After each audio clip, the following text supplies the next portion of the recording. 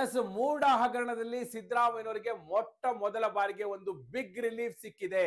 ಅದು ಕೂಡ ಹೈಕೋರ್ಟ್ನ ಧಾರವಾಡ ಪೀಠದಿಂದ. ನೋಡಿ, ಈ ಪ್ರಕರಣವನ್ನ ಸಿಬಿಐ ತನಿಖೆಗೆ ವಹಿಸಬೇಕು ಅಂತ ಹೇಳಿ ದೂರುದಾರ ಸ್ನೇಹಮಯಿ ಕೃಷ್ಣ ಹೈಕೋರ್ಟ್ನ ಅಪ್ರೋಚ್ ಮಾಡಿದ್ರು. ಹೈಕೋರ್ಟ್ ವಿಚಾರಣೆಯನ್ನು ನಡೆಸಿತ್ತು.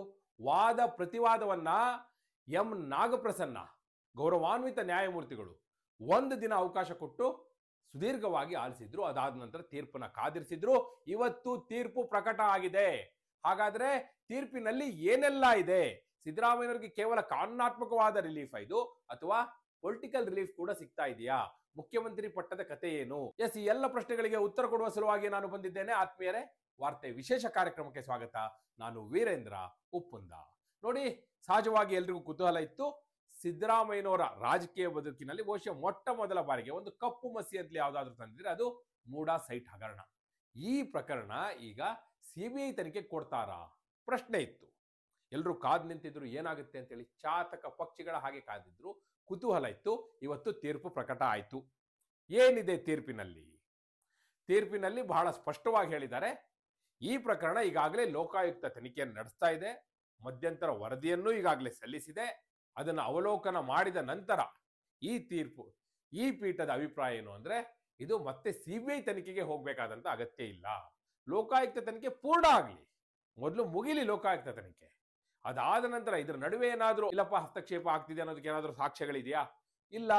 ಏನಾದ್ರು ಆ ರೀತಿಯ ಸಾಕ್ಷ್ಯಗಳು ಕಂಡು ಬಂದ್ರೆ, ಎಲ್ಲಾದ್ರೂ ಹಸ್ತಕ್ಷೇಪ ಆಗಿದ್ದೆ ಅನ್ನೋದಕ್ಕೆ ಎವಿಡೆನ್ಸ್ ಸಿಕ್ಕಿದ್ರೆ, ಆ ರೀತಿ ಮೇಲ್ನೋಟಕ್ಕೆ ಕಾಣಿಸಿದ್ರು ಕೂಡ ನಾವು ತೀರ್ಮಾನವನ್ನ ಮಾಡಬಹುದು.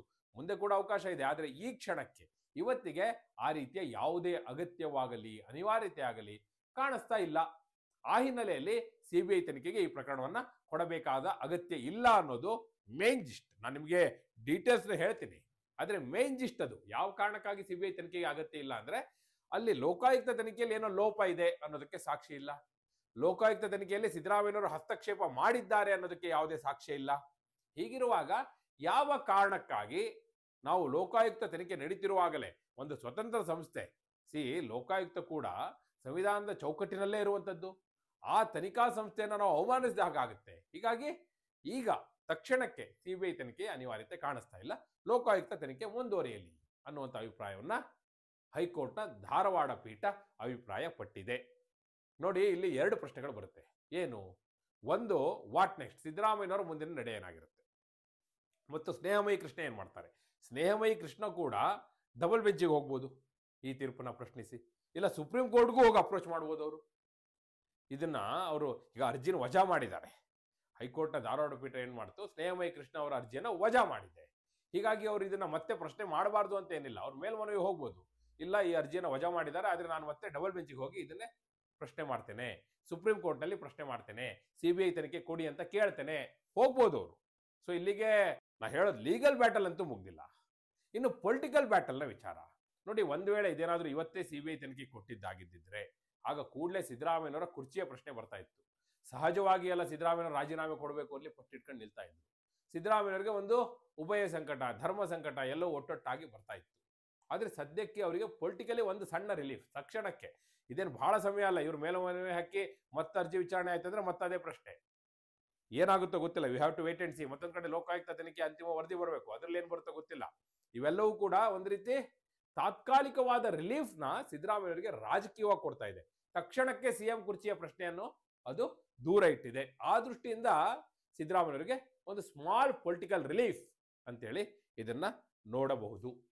ಇನ್ನು ನೋಡಿ, ಸಹಜವಾಗಿ ಏನಾಗುತ್ತೆ ಈ ತೀರ್ಪು ನೋಡಿ, ಈ ಹಿಂದೆ ಕೂಡ ಎಂ ನಾಗಪ್ರಸನ್ನ ಅವರ ಪೀಠವೇ, ಹೈಕೋರ್ಟ್ನ ಪೀಠವೇ, ಏಕಸದಸ್ಯ ಪೀಠ, ಮೂಡ ಹಗರಣ ತನಿಖೆ ನಡೆಯಬೇಕು ಅನ್ನುವಂತ ಅಭಿಪ್ರಾಯವನ್ನು ಕೊಟ್ಟಿತ್ತು.